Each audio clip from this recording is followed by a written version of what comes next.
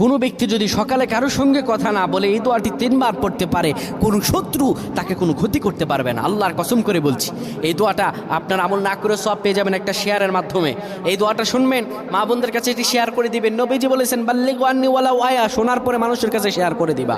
এটি ফজিলতপূর্ণ আমল, এটি আমি করেছি, আলহামদুলিল্লাহ আমি ফলাফল পেয়েছি, আপনিও পাবেন। আমলটা করে দেখেন। নবীজি সাল্লাল্লাহু আলাইহি সাল্লামের শেখানো দোয়া, বুলেট মিস হতে পারে, গুলি মিস হতে পারে, কিন্তু দোয়ার ফজিলত মিস হবে না।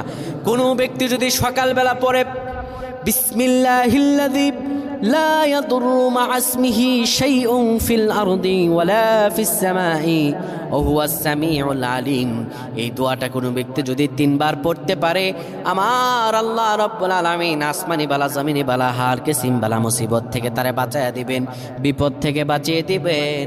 আল্লাহর দয়া রহম তার উপরে দান করবেন। আল্লাহুম্মা আমিন।